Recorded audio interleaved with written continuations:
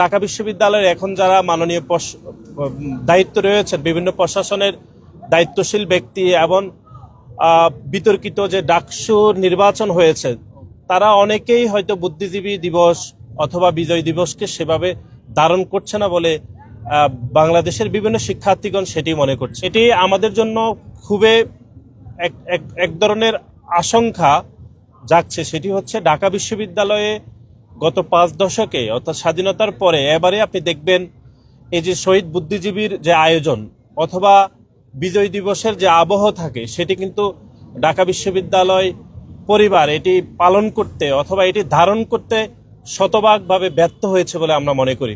1971 সালের একদম বিজয়ের ঠিক আগ মুহূর্তে যখন পশ্চিমা হানাদার বাহিনী পরাজয়ের শতভাগ নিশ্চিত হয়ে গিয়েছে যে তারা পরাজয় বরণ করছেন, ঠিক তার একদিন আগেই অর্থাৎ আজকে 14 ডিসেম্বর প্রথম প্রহরে ঢাকা বিশ্ববিদ্যালয়, রাজশাহী বিশ্ববিদ্যালয়ে তারা হত্যাযজ্ঞ চালিয়েছিল। এই জন্যই চালিয়েছিল যে বাংলাদেশকে অর্থাৎ তৎকালীন পূর্ব বাংলাকে কিভাবে মেধাশূন্য করা যায়, সেজন্য ঢাকা বিশ্ববিদ্যালয়, রাজশাহী বিশ্ববিদ্যালয় সহ দেশের প্রায় বড় বড় প্রতিষ্ঠানগুলোর যারা শিক্ষক বুদ্ধিজীবী ছিল তাদেরকে নির্বিচারে হত্যাযজ্ঞ করেছে তৎকালীন পাকিস্তান হানাদার বাহিনী। এবং একই সাথে এই হত্যাযজ্ঞে যারা সহযোগিতা করেছে এই দেশীয় আলবদর, আল শামস এবং রাজাকারদের প্রত্যক্ষ সহযোগিতায় এই হত্যাকাণ্ড ঘটিয়েছিল, যেটি 14 ডিসেম্বর অর্থাৎ আজকে এই প্রহরে তারা করেছিল।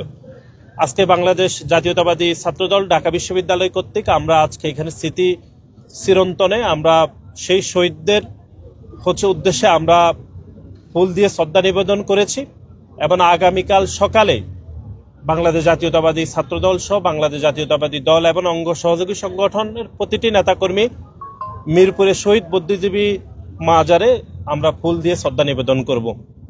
এটি আমাদের জন্য খুবই এক ধরনের আশঙ্কা জাগছে। সেটি হচ্ছে ঢাকা বিশ্ববিদ্যালয়ে গত 5 দশকে অর্থাৎ স্বাধীনতার পরে এবারে আপনি দেখবেন এই যে শহীদ বুদ্ধিজীবীর যে আয়োজন অথবা বিজয় দিবসের যে আবহ থাকে, সেটি কিন্তু ঢাকা বিশ্ববিদ্যালয় পরিবার এটি পালন করতে অথবা এটি ধারণ করতে শতভাগভাবে ব্যর্থ হয়েছে বলে আমরা মনে করি। এবং অনেকেই বলছেন যে এই গণ অভ্যুত্থান পরবর্তী সময়ে এরকম এক ধরনের আবহ এটি নিঃসন্দেহে দুর্ভাগ্যজনক।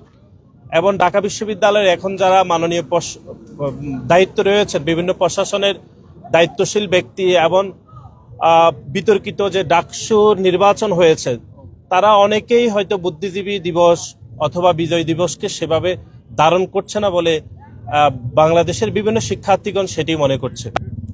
আমরা আজকের এই আয়োজন থেকে শহীদ বুদ্ধিজীবী দিবসে যারা শহীদ হয়েছেন, বাংলাদেশের সব থেকে যারা বাংলাদেশকে আরো এগিয়ে নেওয়ার জন্য যাদের আত্মত্যাগ ছিল, যাদের পরিশ্রম ছিল, মুক্তিযুদ্ধে যারা অবদান রেখেছেন, তাদেরকে বিদায় করে দিয়ে বাংলাদেশকে যে মেধাশূন্য করতে চেয়েছিল এই দেশীয় আলবদর, আল শামস, রাজাকারদের সহযোগিতায় পশ্চিমা বাহিনী, সেটির বিচার আমরা পুনরায় দাবি করছি। যেন এই দেশীয় আলবদর, আল শামস, রাজাকারদের যেন বিচার নিশ্চিত হয়, সেটি আজকের দিনের আমাদের প্রার্থনা।